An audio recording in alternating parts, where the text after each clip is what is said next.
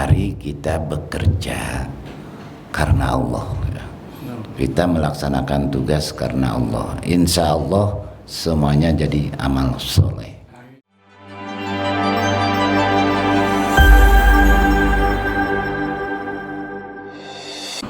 Assalamualaikum warahmatullahi wabarakatuh. Waalaikumsalam warahmatullahi wabarakatuh. Bismillah, alhamdulillah, wassalatu wassalamu ala rasulillah Sayyidina Muhammad ibn Abdillah wa ala alihi wa sahbihi wa mawala. Rabbi israh li sadri wa yassir li amri wa hlul 'uqdatam min lisani yafqahu qawli, amma ba'd. Yang saya hormati pimpinan Basnas beserta komisioner yang lainnya dan para pengurus Basnas yang saya hormati. Alhamdulillah pada pagi hari ini kemarin saya kedatangan pantun. Besok sanroh kayak sanroh naon gitu kan. Ya pokoknya nama pembekalan cenah. Iya. Jika bicara sanroh, ya hanya menyampaikan nasihat. Yang kadang-kadang nasihat itu sendiri yang memberikan nasihat can migawe. Gitu. Makanya saya ingat ketika kuliah di PT IKI, dosennya waktu itu tafsir itu Pak Doktor, Pak Profesor Quraish Shihab ya. Saya bertanyakan kaitan dengan ayat ya ayyuhalladzina amanu lima taquluna ma la taf'alun. Sekarang saya khawatir selama ini saya suka bicara ya tadilah sanroh, nasihat, dan saya yakin minimalnya saya sendirilah apa yang sampaikan belum saya kerjakan semua. Tapi ini kan perlu disampaikan. Yang membuat khawatir dan takut kalau itu hanya mempertanyakan ya ayyuhalladzina amanu lima taquluna ma la taf'alun, hanya mempertanyakan kunaon anjeun nyarita anu anjeun sorangan can megawe itulah. Yang takut itu yang keduanya berikutnya ayat kabura maqtan indallah an taqulu ma la taf'alun. Jadi amat besar kemurkaan atau dosa di sisi Allah, dia mengatakan sesuatu tapi dia sendiri tidak mengerjakan. Ya maksud mengatakan itu ngajak alus, ngajak berbuat baik, mana nanti gitu. Nah ini saya khawatir. Wah, kalau begitu dari mulai saat ini saya akan berhenti. Tidak akan berani lagi menyampaikan yang saya belum dikerjakan. Dengan membaca ayat itu khawatir sieun jadi dosa gede. Nah, saya diskusi dengan Pak Profesor Dr. Quraish Shihab. Beliau menyampaikan memang harus kita menyampaikan walaupun kita belum mengerjakan. Tapi jangan lupa, saya ingat waktu ngaji dan memang saminggu sekali meureun ngaji ajengan. Apun Bapak kan ngebahas kitab. Ieu mah ngaji we ngaji, ieu mah da can diparigawe cenah ku akan encan malah kan itu bahasana teh. Bahasanya menyampaikan. Apa yang kita baca di kitab sudah kerjakan, lobana mah encan. Jadi rek ngaji kumaha tidak akan maju-maju ngaji ge meureunnan. Tapi ka ini selesai ka dituna da can dilaksanakeun. Teu wani ngalanjutkeun. Ayo bahasa pun Bapak mah ya mengaji we cenah pokona mah. Mudah-mudahan geus ngaji empan orangnya ilmuna. Nah, itu pun Bapak seperti itu. Nah, kemudian Pak Quraish Shihab menjawab. Ini apa pendapat saya atau dari hasil kajian saya bahwa yang dimaksud di situ adalah memang dalam hatinya tidak ada niatan. Jadi ngajak tapi seorang jika calo meureun. Bandung tanya, mana rek berangkat mah ka Bandung moal ngajak unggul. Tah gitu. Tah ulah siga calo. Tapi kalau kita mengajak justru jadi memotivasi untuk kita mau melaksanakan atau berbuat itu yang baik, itu bagus. Aduh, era geus ngomong tapi serangan teu. Nah, jadi pendorong, memotivasi, nggak ada masalah. Nah, itu Pak Quraish Shihab menjawabnya seperti itu. Tapi dipikir-pikirnya benar dah. Artinya apa yang kita sampaikan belum tentu semuanya sudah kita lakukan. Tapi kita berharap, paling tidak, bukan berharap lagi, ada niatan dalam hati ketika kita menyampaikan sesuatu. Salam. Memang kita ada niat untuk melakukan. Kalau belum, ya. Kalau belum, kita terdorong untuk melakukan itu. Nah, sementara kembali kepada tugas kita sebagai seorang muslim, ya, memang sangat berkaitan ayat-ayat itu, luar biasa kalau kita kaji. Bahwa kita diciptakan untuk apa? Ibadah, kan. Wa ma khalaqtul jinna wal insa illa liya'budun. Allazi khalaqal mauta allazi khalaqal mauta wal hayata liyabluwakum ayyukum ahsanu amala. Taina orang pegawai badenan bekerja sesuai dengan ketentuan-ketentuan apa, termasuk juga kita melakukan ibadah. Ya, amal kita ini harus sesuai dengan ketentuan. Makanya kenapa menuntut ilmu itu wajib? Karena bagaimana kita bisa melakukan ibadah kalau kita tidak tahu syarat rukuna, asal badai hajian teu manasik heula. Dan saya menyaksikan ruksaknya gitu ya, orang yang melaksanakan ibadah haji yang tanpa ilmunya. Saya menyaksikan dan saya minta ke Kementerian Agama waktu itu supaya ada bimbingan manasik haji. Waktu itu kan belum ada. Aya oge kelompok-kelompok bimbingan we disebutna teh naon pos binsik naon gitu teh. Saya dari tahun 90-an kan sudah haji seberapa kali, 80-an melihat, prihatin.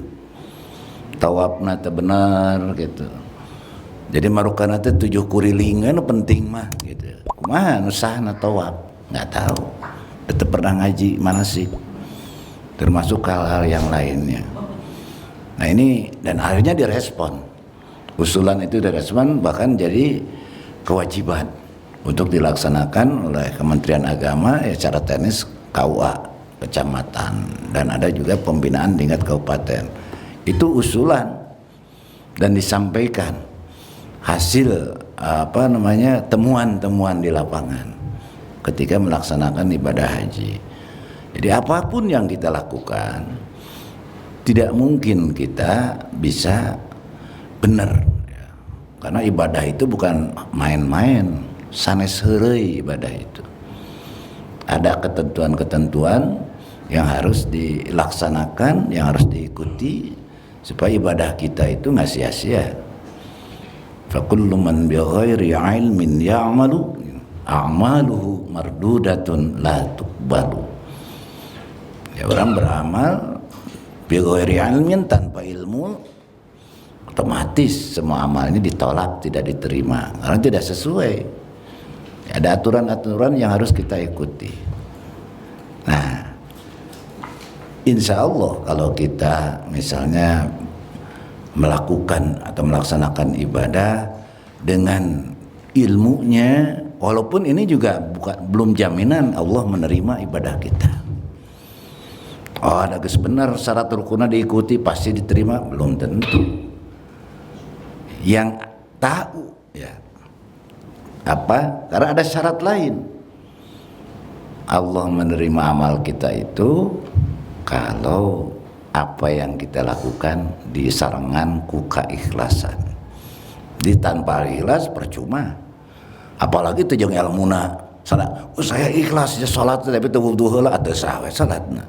Artinya pertama harus dipenuhi heula ilmuna. Ketentuanna, syarat rukunna terpenuhi.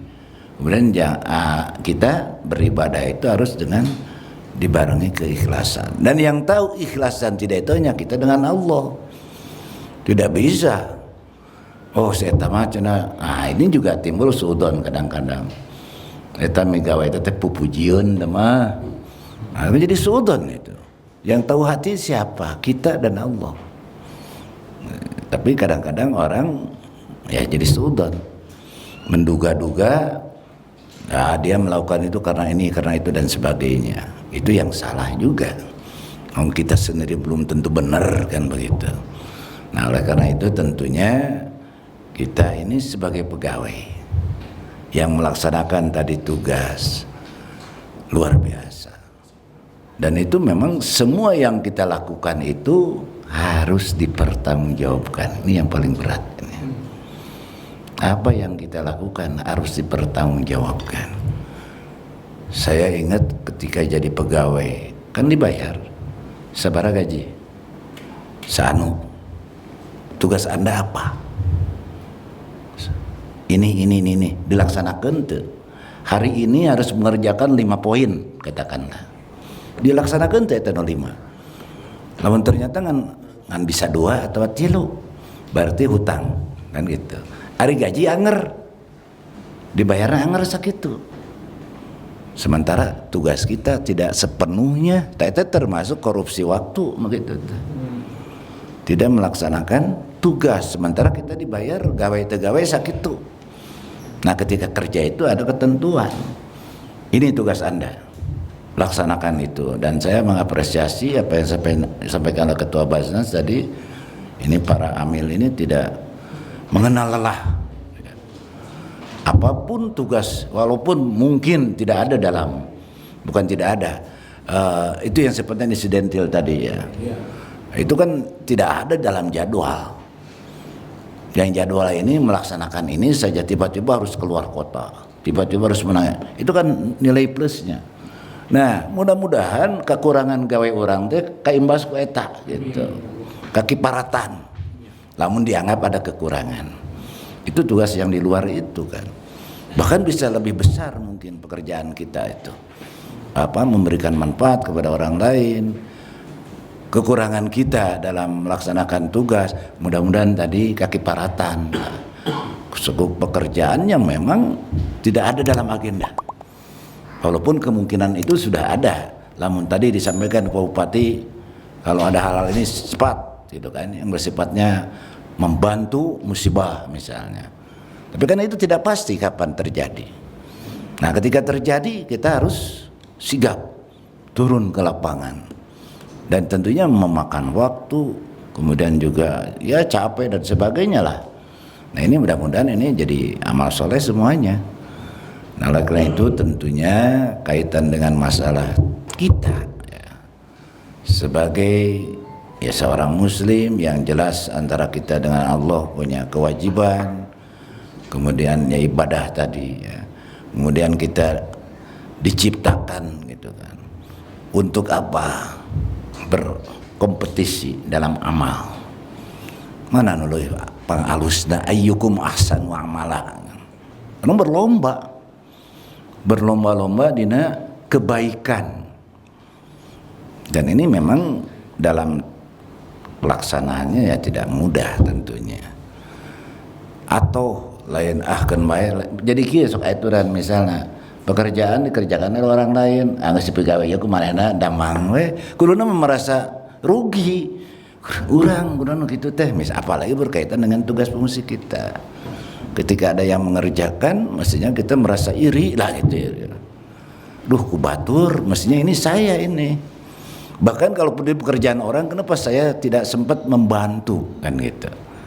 Ini jelas ya. Artinya kita berupaya untuk bagaimana melaksanakan amal soleh. Nah ini memang yang paling sulit antara pengetahuan kita dan realisasi di lapangan. Tidak mudah. Allah memerintahkan kita juga untuk bertakwa. Poinnya itu sebetulnya.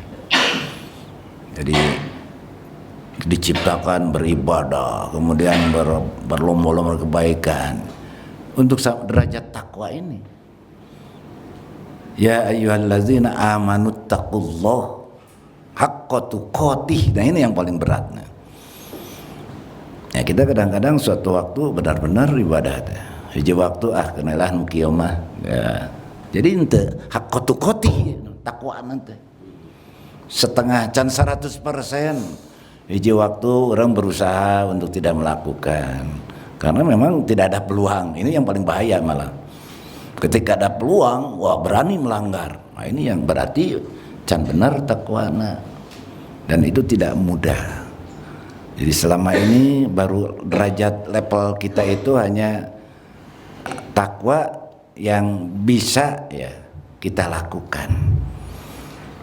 Cerita sholat wani ninggalkan sholat.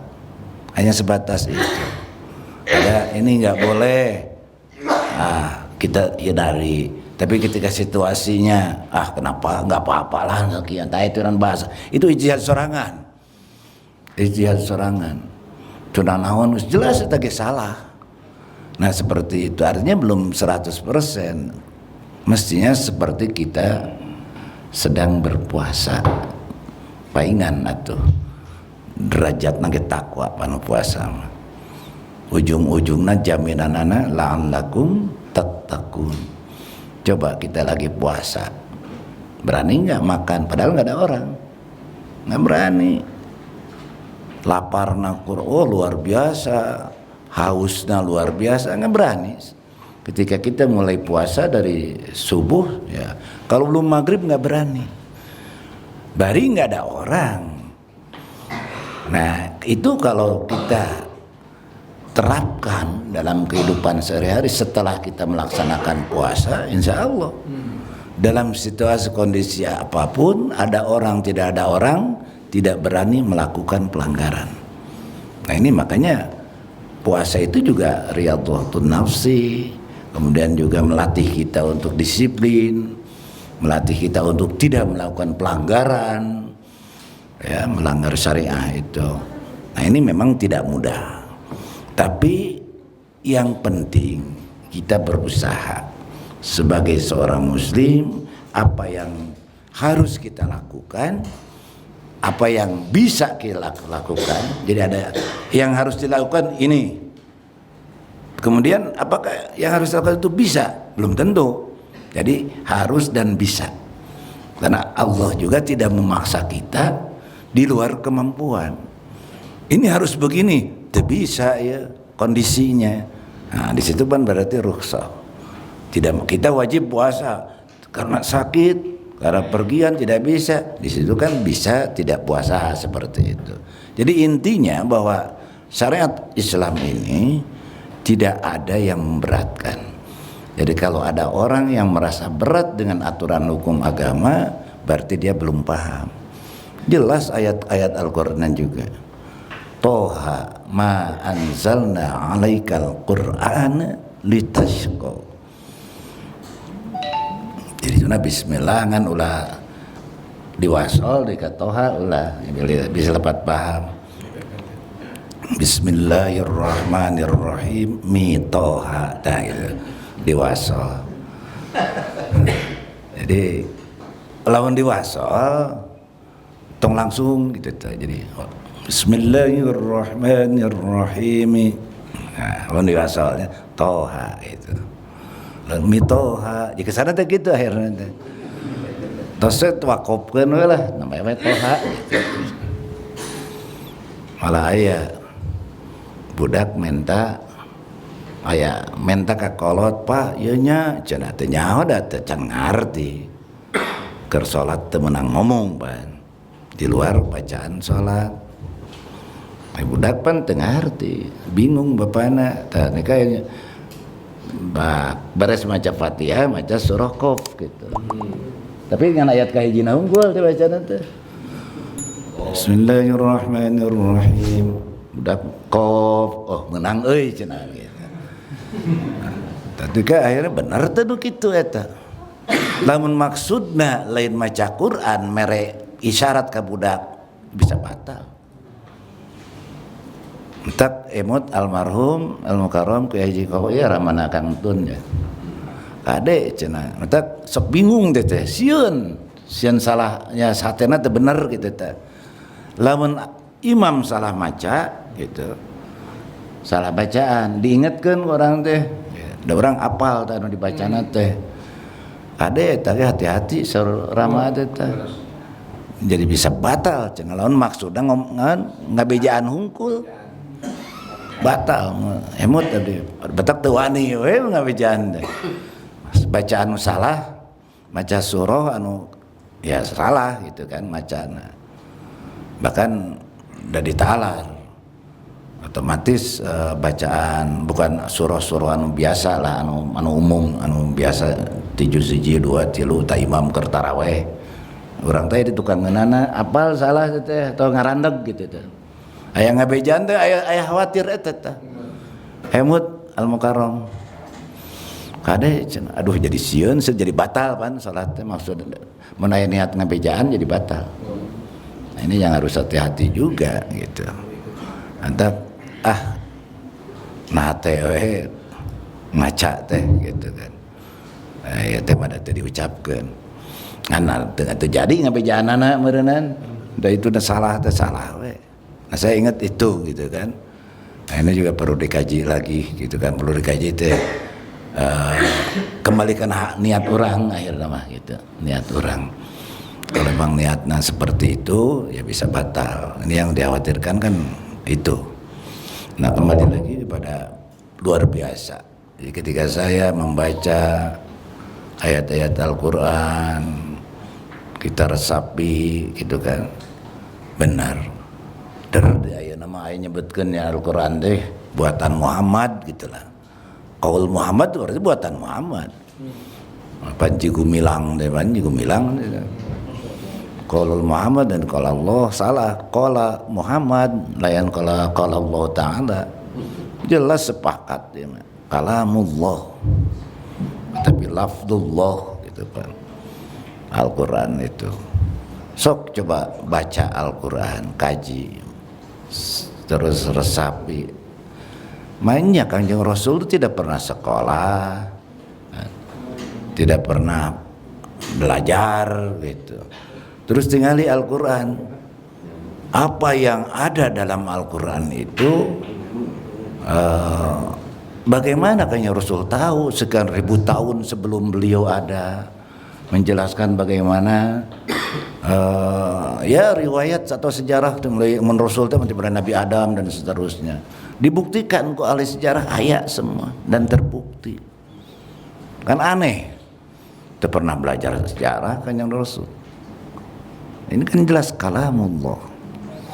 Maka definisinya kan kalamullah al-munazzal kan ala Muhammadin. Kalamullah. Teka kalam Rasul kan gitu. Bahasana teh bisa we ngayeuna teh. Cenah lamun kalamul teh seperti kumaha mata kan bahasa Arab. Bahasa Arab moal ngartieun lamun kalamul tuh itu ya berupaya untuk bagaimana menyesatkan umat gitu kan. Pagawean jelema teu ceureuh teh apa teh. Emang setelah dikaji luar biasa, banyak kesesatannya, banyak pelanggaran-pelanggaran hukumnya. Rek kumaha orang percaya ka jelema nu model kitu kan seperti itu. Nah, oleh karena itu tentunya mudah-mudahan bahwa kita melaksanakan tugas ya. Yang pertama kita harus memperhatikan apa yang ditugaskan kepada kita supaya kita tidak sia-sia kamu beri digajinya honor atau naon lah istilahnya. Apa tugas yang harus kita lakukan hari ini, apa besok, apa dan seterusnya. Pirang bara lebih dari target, minimal sesuai pekerjaan kita, sesuai ini yang harus kita kerjakan hari ini, beres. Ternyata bisa mengerjakan yang lain, itu luar biasa, ada nilai plusnya. Minimal itu. Dan ini jangan dianggap bahwa pekerjaan ini bukan tanggung jawab. Artinya memang tanggung jawab ya tugas. Cuman maksud bertanggung jawab tidak akan dipertanggungjawabkan itu. Jangan dianggap sepele. Nah aman kayak orang, insya Allah mau aman gitu.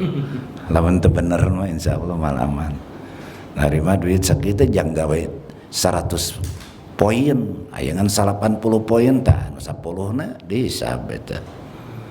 Berarti kita harus mempertanggungjawabkan. Makanya tadi mudah-mudahan pekerjaan kita yang di luar atau yang sifatnya insidental menutupi kekurangan kita. Insya Allah itu. Karena ini juga pekerjaan yang sifatnya dadakan, yang tidak ada dalam agenda kerja rutin gitu kan. Nah ini yang sifatnya insidental itu kan harus ke selatan, harus ke mana, malahan mau ke jalan, tengah beting, mobil mogok, wah liar teh pantai. Ngasap.